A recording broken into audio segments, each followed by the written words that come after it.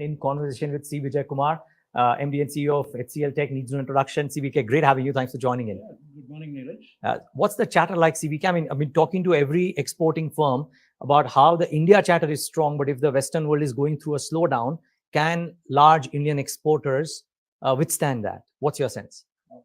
Yeah, so I think when we went into the end of the year, there was a certain big apprehensions that everybody was dealing with, and they were being a little conservative on how they plan the next year.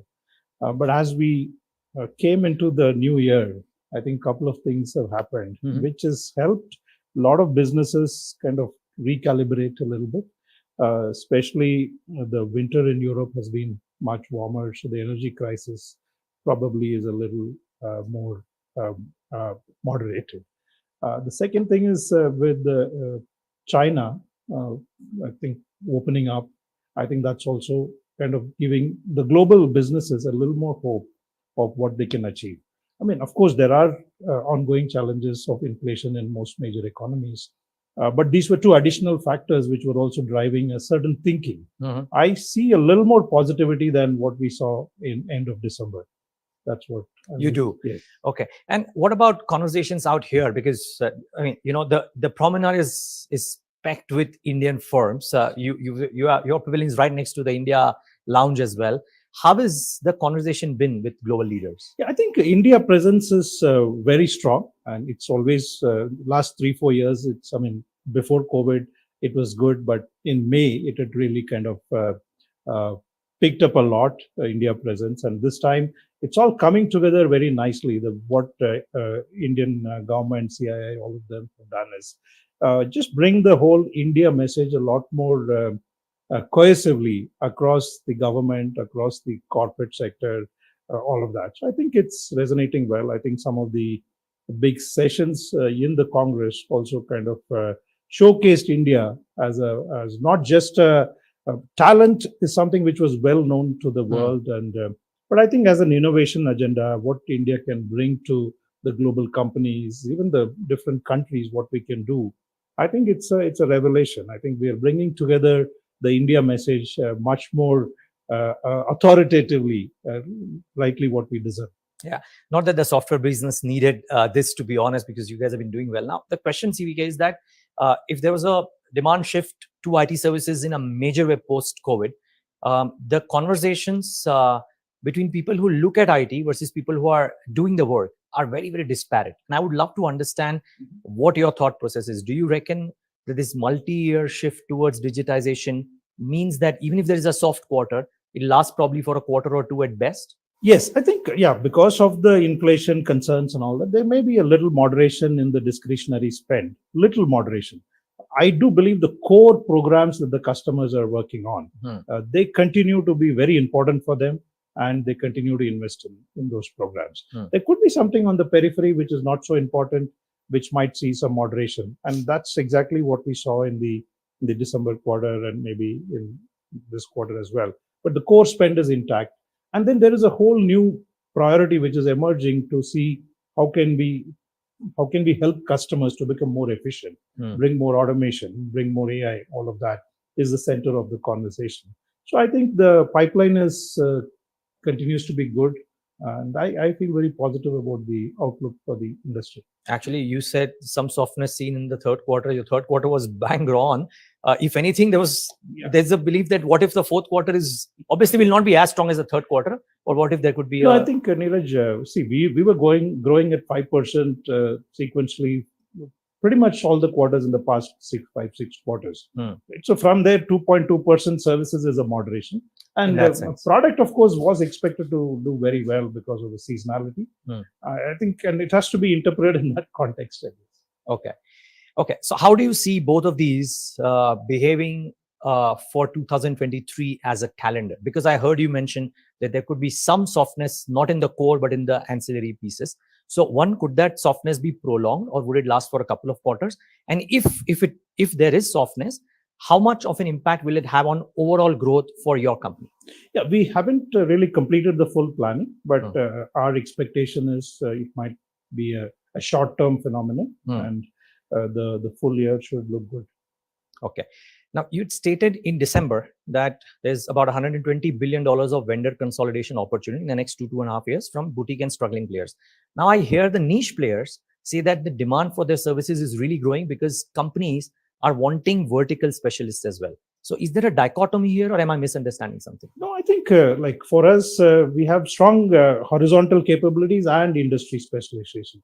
Like if you see the 3 deals that we announced in the last few days, Mattel is a very big displacement of an incumbent vendor, which is end to end, which is really consolidating their operations, development, and the innovation agenda, right?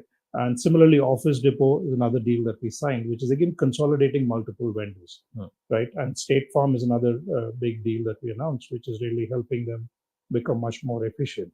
So I think all these themes are playing out very well in our pipeline, and I see this continuing. Okay.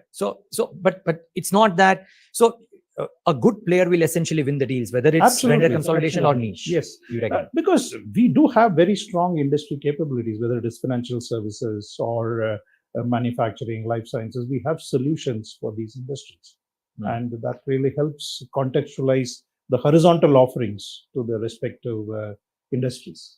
Okay. As a tech industry leader, what are the tech trends that you reckon we'll see emerge in 2023? I think, AI has always been in the horizon. And all of us have used, our lives have been impacted by AI in some way, whether it is online shopping or your travel and things like that. I think it's going to kind of step up, right? With generative AI, especially, it's going to really increase how it can impact everybody in a much more profound manner. I think those opportunities are very visible, and all of us are trying to see how to build some of these into our solutions.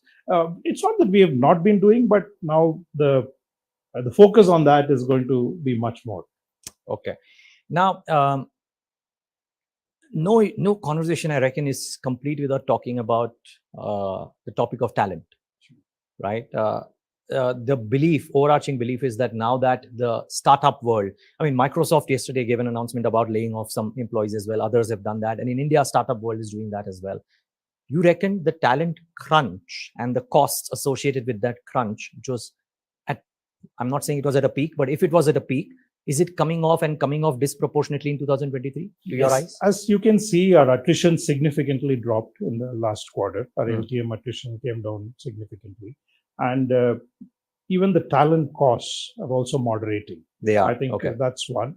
The second aspect is over the last 18 months, we really doubled down on our fresh talent absorption. And we hired 30,000 people in the last 12 months. We expect to hire another 30,000 freshers in the next 12 months. That's our overall plan.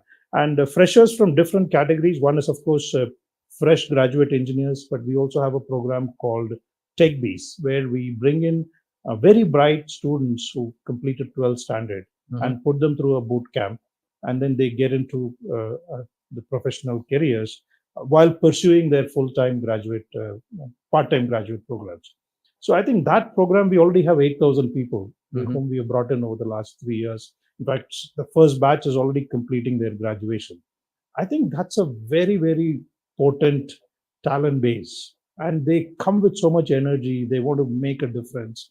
We find an amazing capability and the attitude and aspiration to do some good work, and their commitment levels is quite astonishing.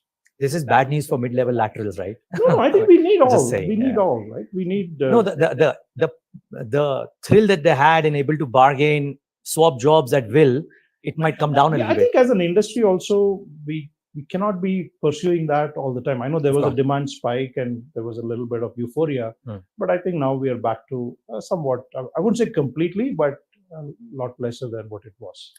So CVK, relatively a soft fourth quarter. You told me you haven't quite figured out the numbers around what FY24 could look like. But if there is an assumption that there might be a bit of a slowdown in the first quarter or the first half, and then it picks up, you reckon talent will not be an issue which might lead to that growth being delivered? I think we have planned well. We already have good capacity of talent who are getting reskilled, who are getting trained.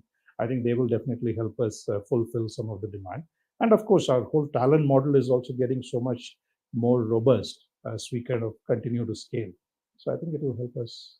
Okay, last 30 seconds. Is there, because you guys have been here for eons now, so there is nothing new for you, but I'm still trying to understand, because everybody in the Indian hemisphere is talking about how they are meeting newer companies with newer demands or newer needs. Is the IT services industry doing that as well? Absolutely. I Experiencing think, that? as I was telling, I think there is going to be $10 trillion of spend in the next 10 years on sustainable solutions and services. I do believe this is the next digital, where companies like us who have strong product development heritage, we can use all the new technologies to develop sustainable solutions. I think that's next big opportunity. Some of it is already playing out, but I think it will start showing a significant outlook in the future. Great. We wish you all the best for that and more. C. Vijayakumar, thank you so much for speaking to us today from Davos. Thank you. Lovely being in your pavilion. Thank you. Yeah, and viewers, thanks for tuning in.